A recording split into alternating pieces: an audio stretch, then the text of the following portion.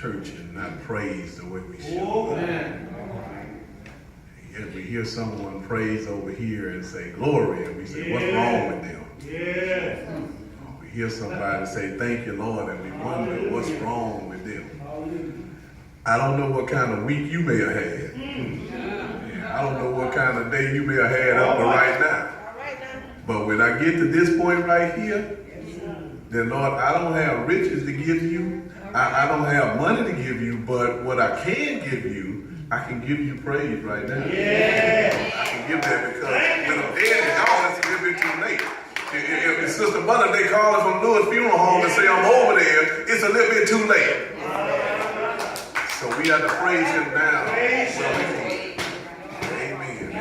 Amen. So this morning, our scripture this morning will come from the Old Testament, 1 Samuel, chapter 15, verse number 3. 1 Samuel, chapter 15, verse number 3.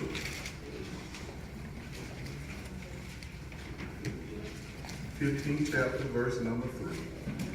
Close to someone that don't have a word, get close to them so they can see the word with you. Because we share. JB, good to see you, man.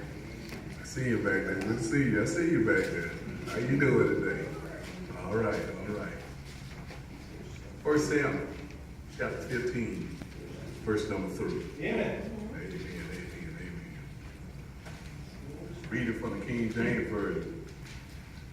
It says, now go and smite the Amalekites, and utterly destroy all that they have, and spare them not, but slay both man and woman, infant, and suckling ox, sheep, camel, and ass. You may be seated this morning in the presence of the Lord, where we find this subject. The failure is not in God, it's in me. The failure is not in God, it's in me. Let me ask you a question. Have you ever failed at anything? Oh, yes, sir. I mean, just literally just blew it till you were just gone. You just done failed, and it don't seem like it's nothing coming out of it. Have you ever felt like a failure? You know, people can say things to you and make you feel like you're just worthless, like you're no good, like you failed at everything. I remember growing up in the country, people would tell you that you wasn't no count. That means that you wasn't going to be no good at nothing. It wasn't just you, it was generational things. And I mean, it came down through the bloodline. You know, your grandfather was a failure, your dad was a failure, and you're going to be a failure too. But what we didn't realize when we were speaking into people's lives, we were speaking curses into people's lives while we were saying those things. That's why we have to be careful when we say things to people. Because, you know, God's attentive to what you're saying. And he hears what you're saying. And when you point that at somebody, they saying that you're no good. We must remember that problems are God special. Yes, sir. Where would we be if we didn't have problems to take to God? Where would we be if we didn't get into some things and we had to go to God because, you know, Lord, I done tried everything I could do to fix it. If it was money to throw in it, I threw all the money I had in it. If it was this to throw in it, I did everything I could, Lord. And now I'm at the point where I don't have nothing else. Now I'm at the point where I don't have no other choice. My Lord. But to bring it to you, when really I should have brought it to you from the beginning. But you see, I thought I was a little bit grown than what I was, Lord. I thought I could take care of it because I done lived on this earth for all of these years. I thought I'd learned a little bit of something. But what I realized is that I didn't know as much as I thought I knew. That I couldn't fix everything that I wanted to fix. And then what happened when I fixed it, I kind of broke it at the same time. Because I had to go back and try to fix it again. And try to fix it again. Well, if I would have took it to the Lord and he would have touched it, he said, it's finished. Yes, sir. And you don't have to worry about those things. You see, somebody here right now is going through something right now. Going through something. And you know what? I can smile, Lord, and not let you see it because I can mask it to people if I'm going through something. I'm not going to let you see me cry. I'm going to mask it. I'm going to smile all the time and put this joker face on that you can't see it because I want you to see that I'm going through something. I'm happy at the same time. But on the inside, I'm tore up. And the Lord is saying, you know what? I see it. You can't hide it from me. I know all about you. I know every hair, if you still got some, that you had on your head. And I know exactly what you're going through. And if you would have brought it to me from the beginning, I somewhere along that line, from beginning to end, God has to let us go through some things. You know, sometimes in order to get your attention, because I can bring you through it the first time and you just didn't get it. Let me bring you through it again. I'm going to let you go a little bit further, and I'm going to make sure that you got it this time. And see, we roll right back into it. Somebody's children are failing them right now, and parents are weeping. Because their children are going through some things, and Lord, I wonder why I didn't raise them to be like that. I didn't raise them to go through that. I took everything I had, I poured into them, and yet and still, they turned and morphed into something that I don't realize who that person really is. Somebody kids are failing in school, and you don't know how you're going to fix these things. I call to your attention that the failure is not in God, it's in me. See, I want you to notice today that man was created to have dominion over the earth. Yes. We've been going through our study and we understand that man was created to be able to do this. Dominion means that you have rule and authority over everything. So man was created to have rulership and authority over the earth. God said when he was created, you don't have to worry about no problem because you got control over everything. I told you when I created you, Adam, that you name it what you want to name it, and that's what it's going to be. Yes. You got control over everything. It don't matter what anybody else says. I done gave you complete control. Yes, sometimes,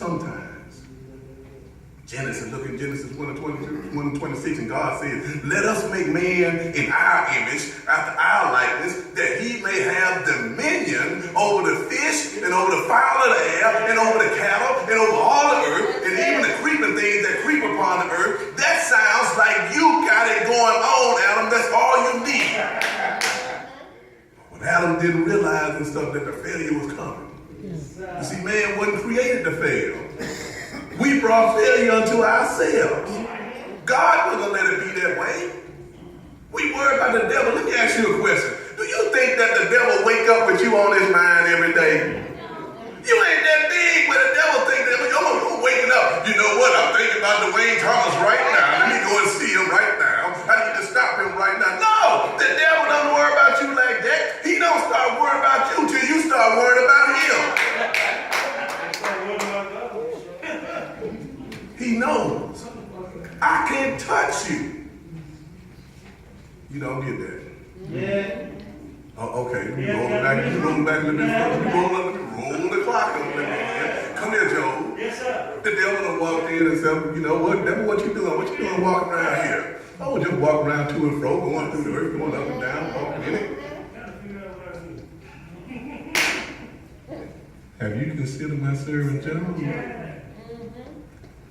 Yeah, I have, but you got a hedge around him.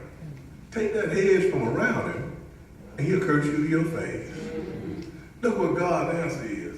You can go and do anything you want to him. But you know what? You can make his body sick. You can bring boils to his body. You can go and kill his kids. You can go and kill his camels. You can go and kill his cattle. You can go and kill his body. But let me tell you one thing. His soul belongs to me. You can't do anything to that. That lets me know that the devil doesn't worry about me. God tells him you can't go there. And he got to stop. But we give the devil that kind of power over us. You see, man fail because we don't want to do what God created us to do. All right. That's what the problem is. Everything that God created, that God wanted to do, created, it does it, except man. Yes, sir.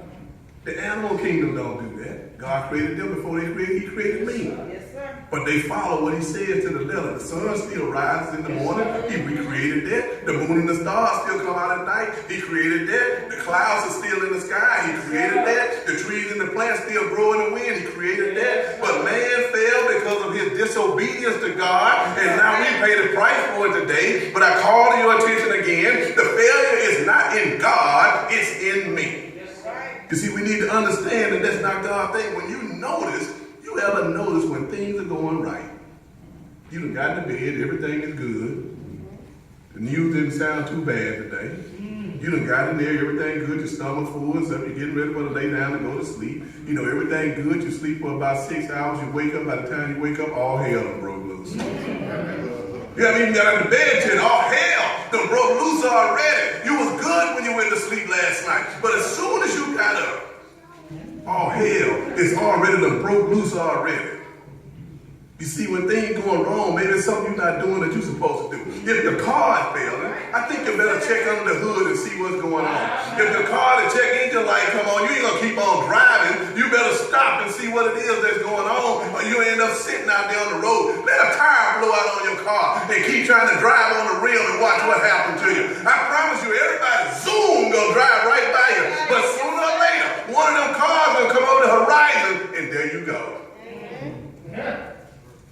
You see, the church is failing. If the church is failing, that problem may be inside the church. It may not be outside, it may be inside the church. Because Jesus said, upon this rock I'll build my church, and the gates of hell won't prevail against it. You can work around the problem, temporarily fix it, but if you don't fix the cause, the problem is going to eventually come back. You see, we have to understand that sometimes in emergencies, you can only do a temporary fix on things because that's all the time that you got to be able to go through before you run into a stack situation. And all of a sudden, now time becomes of the essence. You see, I watched a man who was working on his car one time. He couldn't find out what the problem was, but he brought his car to the shop so they could do the work on the problem. Just got so bad that I don't care what it costs. All you got to do is fix it. And when they gave him the bill, he said, break my car again. I don't want to pay you that kind of money to get it fixed on it. But see, that's what we continue that we look at. See, a lot of folks go around dealing with temporary problems. Instead of getting hold of the word of God and see what it says, we should go straight to the shop, that's the church house, and get down on our knees and fast and pray and go straight to the root of the problem and say, Lord, you already know what the root of the problem is. In my limited mind, I can't see it, but you know all about me. You already know what the problem is. We don't know that we can get it fixed right there. Why is it we get in our minds that God can't fix our problems? Why do we do that? Why do we take it to other people and think their advice is better than God's? You ever thought about that? Why would you take your problem to Sister Cleo or Dr. Phil and tell them about your problem? Do you think they got a better answer for you, a solution than God has? You see, some folk want to hear your problem so they can gossip about it.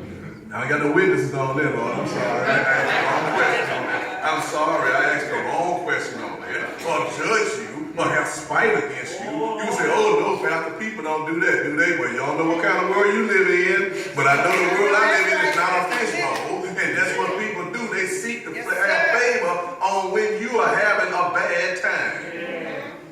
You see, they may overcome favor, but they never find out and tell you why. One cause of failure that we don't do what God has told us to do. Yes, sir. But in these scriptures, we read about Saul who failed to do what God told him to do. God told him, say, utterly destroy the Amalekites. Spare them not. Don't spare nothing. But you know what Saul said? You know what, Lord? I'm going to hold back just a little bit. It's not going to make no difference to you because you won't notice. And see, that's how we do too. We don't notice when God said give all of that up, we going to hold back a little bit because God, you know what? You didn't notice that little bit that I held back right there. You're not going to know. God said, I know everything. I told you to get rid of all of it. But he spared the sheep. He spared the king. He spared the oxen. And he tried to sacrifice them to the Lord. He couldn't do it because all those things were blemished. You can't do that. But God said destroy everything. Don't leave nothing alive. Don't leave no man. Don't leave no woman. Don't leave no child. Don't leave no animal. Don't leave nothing. Kill everything. And that's why Samuel told Saul, say, obedience is better than sacrifice. And he caused him to be rejected for being the king because of that. You see, Saul failed because he didn't obey what God told him to do. Another reason people fail is because sometimes they don't count the cost. They don't count the cost. On Luke 14 and 28, Jesus says, for which of you intending to build a tower, sit it not down first and count it the cost, whether he gave sufficient to finish it. Jesus was talking to people about the things that they should do. He wanted them to understand what was involved in being his disciple. If you think by becoming Jesus' disciple that people ain't going to talk about you no more, let me tell you something, think again. If you thought by being Jesus' disciple that you wasn't going to be hungry no more, let me tell you something, think again. If you thought that trials and tribulations and trouble were over because you came this way, think about it, because I want you to know that you know what, you better still realize that no matter what I'm going through, I got to give it all over to the Lord, because 99.5 won't do it. You got to go all the way or no way. You see, he lets you know that salvation is free, but it comes with a cost. Some people get halfway through it and say, Lord, I don't want to fulfill this. And it's not just you. The disciples did that to Jesus. It's becoming a little bit hard, Lord, what you're asking us to do. And they fled away from him. And the 12 that were left, Jesus asked them a series of questions. He said, are you going to leave too? Where will we go, Lord? Where are we going to go? Where would you go if the Lord turned his back on you? Jesus. What would you do if the Lord turned his back on you? You see, Jesus left everything in glory just to come down here to this mean and sinful world. He hung and he bled and he died on the cross that we could be saved. It cost him something. It cost him something coming down into this world. No cross, no crown. No pain, no gain. No work, no pay.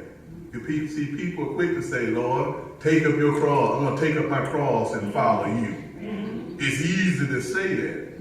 It's easy when you hear people say that. The problem is people think that only means I take up my cross on Sunday. You didn't get it. It went down 1604. I saw it. Went down 1604. That means you ought to get your cross on Sunday. I'll pick up my cross and follow Jesus on Sunday. Then I'm going to put it down right after service is over, because I'm going to revert back to who I was then. I know what the sacrifice was. I'm good now. I'm prayed up. I paid my tithes. I sung in the choir. I got my praise on. I shouted. People saw me. I came in dressed up. Everything was good. I'll let Jesus carry the cross Monday through Saturday. And then I'll pick it back up again on Sunday, because I don't have to worry about this, because I know he watches over me. If he watches over the sparrow, he'll watch over me Monday through Saturday. So I'll pick up my cross again on Sunday. No, you got to pick up your cross daily. No matter what the challenge is, no matter what the trial is, no matter what people say about you, no matter what your haters have to say, no matter what your bills look like, no matter what your problems is, you should have counted up the cost before you said, Lord, I will take up my cross and follow you. Yeah. You see, we look at it. How can you manifest hate in your heart and say that you can take up your cross every day? Well, Lord, it got quiet. Did you hear that? How can you do that? How can you have unforgiveness in your heart and say, Lord, I'll take up my cross and follow you? How can you get educated in school and think that you arrive and look down on other people and carry your cross and follow Jesus? It don't matter to the Lord as much as you got any kind, as many degrees that they got on the thermometer. It don't make a difference about the Lord. When you come in the Lord's presence, it don't make no difference when you standing in the judgment line, how many degrees or whatever you got, how much money you got, what kind of car you drive, what kind of house you live in. It matters little. See, the failure is not the Lord's. It's mine. You see, James tells me in the book of James that we're going to face trials, difficult trials. We're going to face tests, and life and faith will be tried. But he then said we should count it all joy. Yeah. Some people come in and their joy is dead. When they get through the door, they're dead. When you come in the presence of the Lord, I'm happy right now. I may not have no more minutes left to live. This may be all that I got right now. But nothing is going to steal my joy from me, because you didn't give it to me and you couldn't take it from me. You know what? The only person that can take that is the Savior that created me. He blessed me with it. I don't care what you try to do. Come hell or high water, I'm going to keep smiling. I'm going to keep praising. I'm going to have joy, unspeakable joy. In the morning I'm going to have it. In the evening I'm going to have it. In the midnight hour I'm going to have it. It's joy that you need in your life.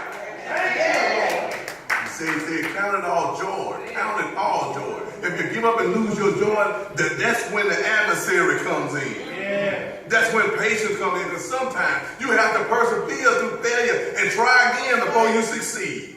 Not to say you're going to get it the first time you come in here. Not to say that you're going to live it the first time you come in here. Because you know that old you is still there. Everybody think when I came to the Lord, the old me died. No. He's still there.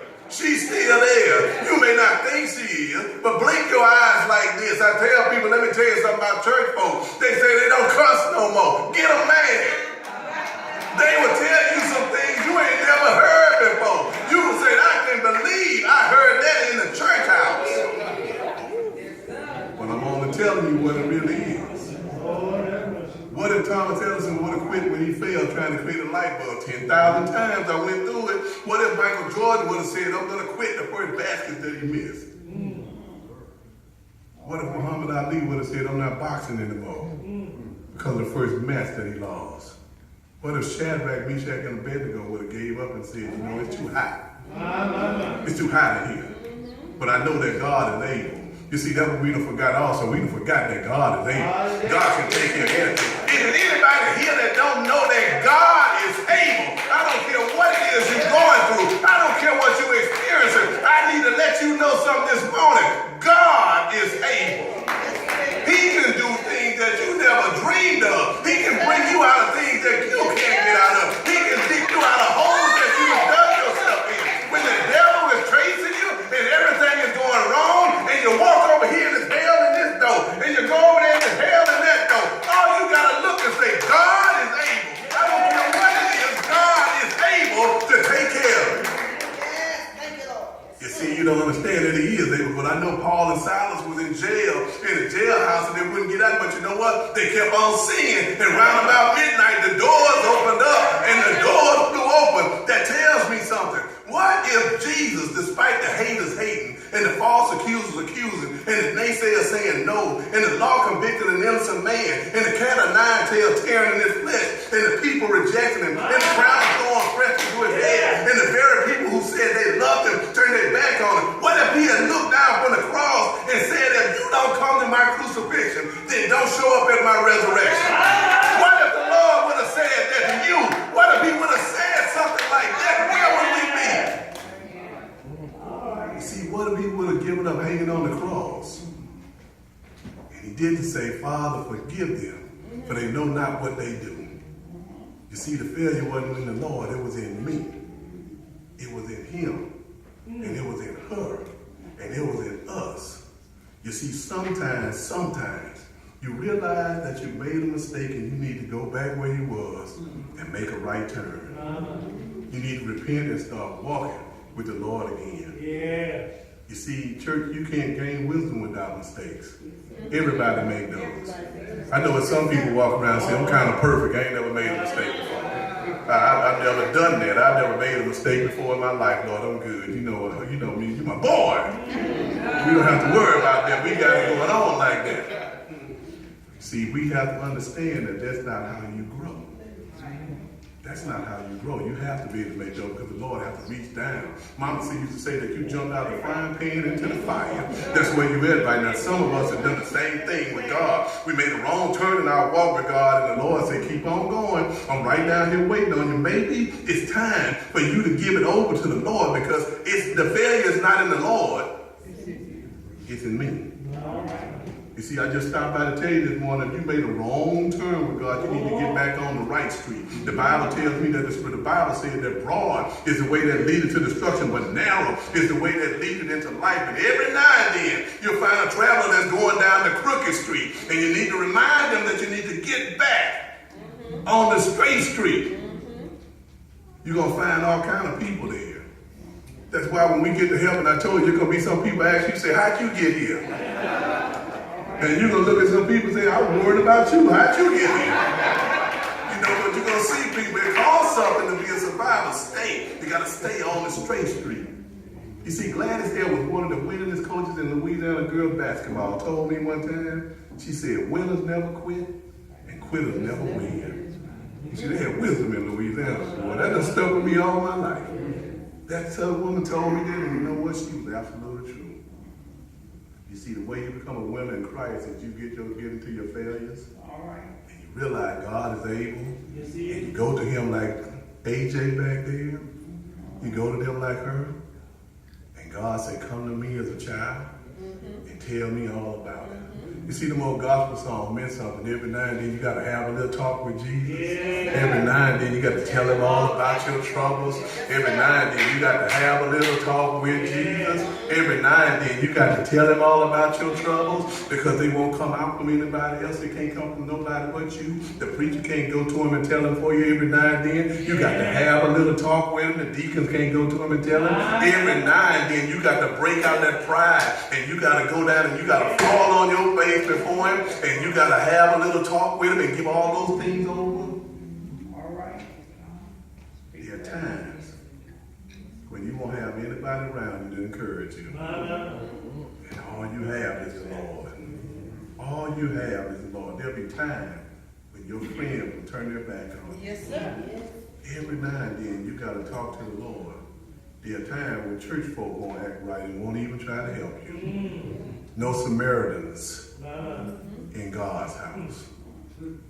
No Samaritans in God's house. There may be time when you got trouble on your job, trouble on the schoolyard, trouble in your home. But I just stopped by to tell somebody today, the preacher may not always be to tell you the way to go.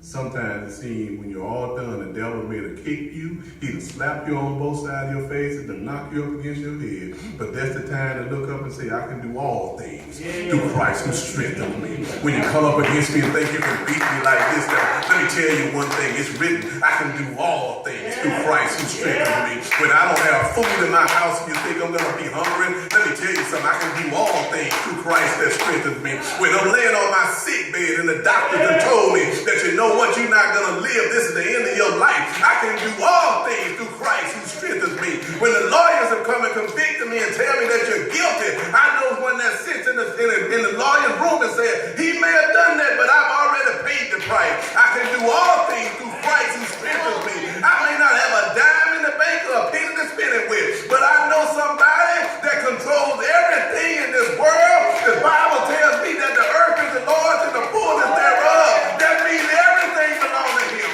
I don't have to worry about it. I serve a banker that will never go broke. I don't have to worry about Chase Manhattan. I don't have to worry about Randolph Brooks. I don't have to worry about security service, because I can go and drop on that bank and it never runs out.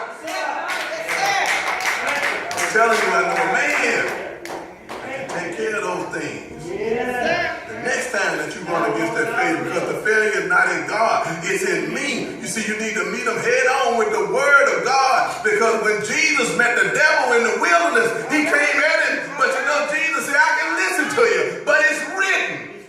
It's written. You can't do anything. The devil had to back up. Wait a minute. He done hit me with a right. I remember Pastor Anderson said, you got to keep moving. Every now and then you got to keep moving. If you stand still, you're going to get tagged, and that's it for you. He said, you got to keep rolling. Jesus told him, it's written. The failure is not in Jesus. Yes, sir. It's in me. You see, we the people possess a covenant that can't fail.